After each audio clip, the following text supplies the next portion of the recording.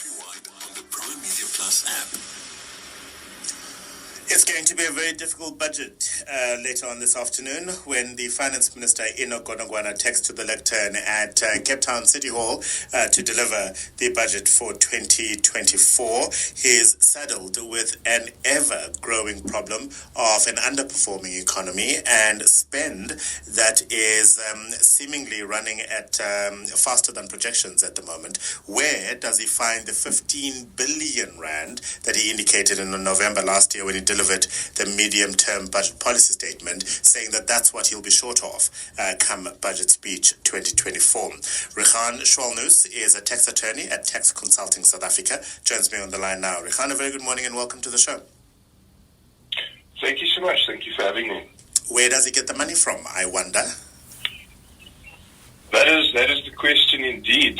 I think a starting point is to look at your equation and see, well, they can't really increase taxes, especially bearing in mind it is an election year, and they might not want to upset the apple cart, so to speak. Some firms in the market have speculated that there might be an increase in value-added tax, as an example, but this would very likely hit the pockets of your low to middle income earners the hardest, and it may not be a very popular decision. Similarly, we've seen that personal income tax has also been maxed out. When one looks at your Laffer curve, it is already at its maximum, and it would likely not yield the desired result by increasing personal income tax. Similarly, corporate income tax has been in a decline in terms of the tax rate charged. It's on a downward trend. From April last year, we saw it was decreased to 27%, so it would be unlikely that would be increased again. But it must be stated it is always a risky business and a risky position to take this close to budget speech to make a prediction and then get it wrong after the fact.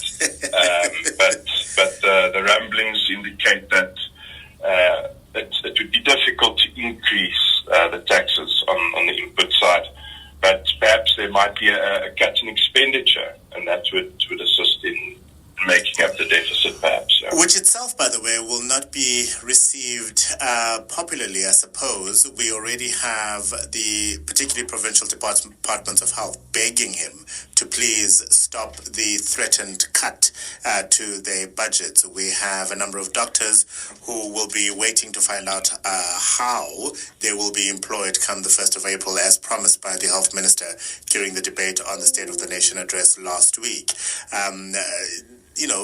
Social welfare is another big thing. The president saying that we'll continue with the social distress, relief of distress fund, for example, that had started. Some people are wanting to see that increased. So there are various and numerous pressures on the spending side that, he'll make a few people unhappy if that's where he chooses to focus on balancing the budget today. Agreed, absolutely. And given that it's an election year, that will certainly be interesting to see how they do come up with the required funds. But perhaps we could see a cut in maybe the military spending, police, admin budgets. Perhaps there could be budget cuts there and a reallocation of funds, potentially. Perhaps there could be an increase in the fuel levy. But again, that might also upset the economy, given the increase in fuel tariffs in recent months and years. So that might also not be a populist decision. But I think we'll know later this evening once it has been announced. Yeah. Borrowing is possibly something that he is going to be reluctant to do, because South Africa already has a quite a high, it's not the worst in the world, let's be clear, but it's very high, the debt to GDP ratio that we're having to deal with. Yes, so that is a possibility, but South Africa already spends a significant amount of the budget just on servicing historical debt.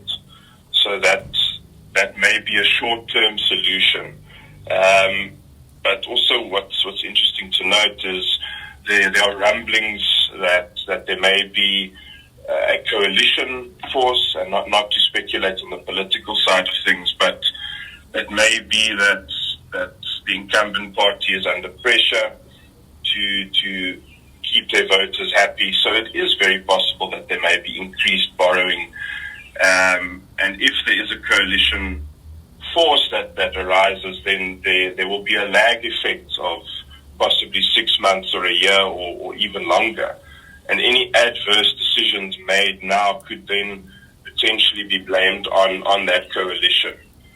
So that is something that we might see as well. Yeah. I'm trying to remember, Richan, whether in an election year, we know that the president will deliver a second State of the Nation address, whoever that president is. Yes. With the election date now being on the 29th of May, it's most likely going to happen somewhere in the first half of June, into the third week of June, potentially. Remind us, does the finance minister deliver another budget speech after, because he would need to, right? The new parliament and therefore the new administration will need to determine its own set of priorities as far as spending is concerned. Yes, very likely we could see that.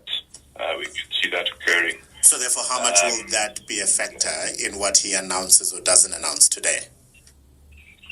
Yeah, it's very possible that today's budget speech could be more of the same, very closely mirroring last year's budget speech, so as not to upset the apple cart too much.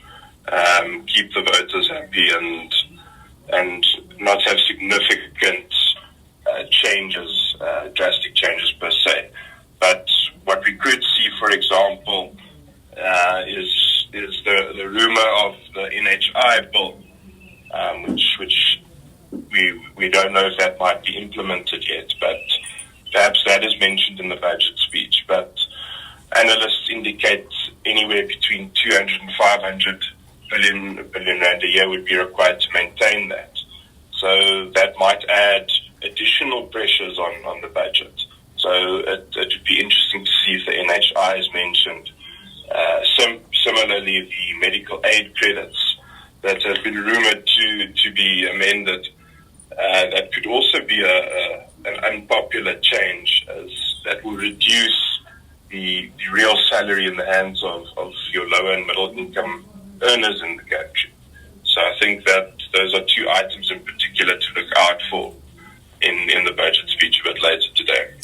And then let me ask this as my parting question, and it is veering slightly on the political, so feel free to say, sorry, Africa, I can't answer that.